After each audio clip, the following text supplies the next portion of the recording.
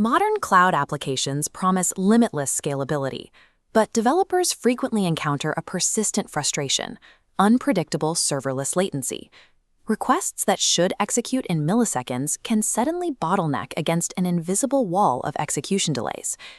The AWS well-architected framework provides the baseline for modern cloud infrastructure. It is designed to abstract away the most complex operational and security concerns, allowing teams to focus on features rather than servers. Within this framework, services like API Gateway, IAM, and resource policies manage network perimeters and identity authorization automatically. The developer is shielded from low-level tasks like kernel patching or TCP inspection. However, even with robust systems, standard observability tools often flag high error percentages and timeouts without identifying a specific cause. This dashboard illustrates the problem. API Gateway has high error percentage, and timeout in Lambda appear, but the root cause remains obscured. While AWS has reduced the time it takes to provision micro VMs, application initialization times are increasing. This chart shows two diverging trends. Platform provisioning latency is dropping significantly, while the time applications take to initialize themselves is trending upward. This divergence indicates that the primary bottleneck has shifted. As platform provisioning becomes more efficient, the remaining cold start latency resides largely within the application layer design. This shift reveals a phenomenon we can define as initialization debt. It is the hidden accumulation of computational overhead that occurs before a function processes its first request. This debt is the result of visible design choices and dependency management, occurring within the code regions that developers control. The common mental model for serverless execution is linear. A request travels from API Gateway, triggers a container boot, and moves directly into execution. Empirical data suggests a more cluttered reality. Between the container boot and the actual execution, there is a hidden phase where the runtime environment must parse massive files and establish service connections. An analysis of 81 real-world serverless applications shows that this hidden phase is the primary driver of latency. In Python workloads, importing large libraries like NumPy or PyTorch can account for over 90% of the total cold start delay. Eliminating cold starts requires mapping how specific architectural habits accidentally create this latency. Research has categorized these habits into a taxonomy of 6 initialization anti-patterns, spanning from A1 to A6. The most frequent culprit is A1, import graph inflation. Redundant dependencies are loaded globally, parsing unused modules. This often co-occurs with A2, eager service initialization, where SDKs perform static setup before a request is received. These two structural errors alone account for over 80% of all observed serverless application inefficiencies. These choices are frequently made in the name of clean or modular code, but they ignore the specific execution context of a serverless environment. By front-loading this heavy lifting into the global scope, the system is forced to perform irrelevant work before it can handle a single user request.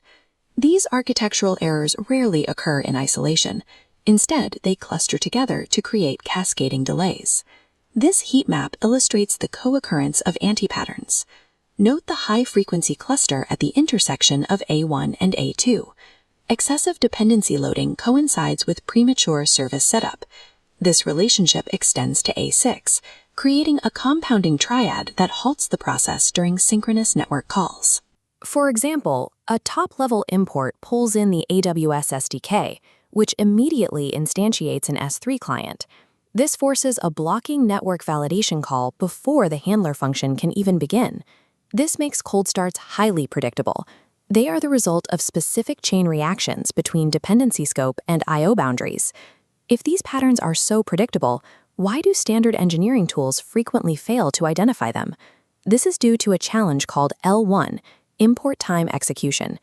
Performance bottlenecks that occur during module loading happen outside the application's standard control flow.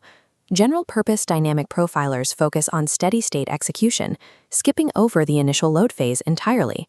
Conversely, static analyzers flag every reachable line of code, providing no context on what is actually executed, rendering the data noisy.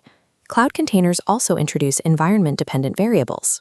Latency that is negligible during local testing can become a significant bottleneck under the resource constraints of a production environment. Without specialized tools, developers are essentially treating the most resource-intensive phase of the lifecycle as a black box. The init-scope methodology was developed to address this visibility gap by bridging static code analysis with runtime profiling.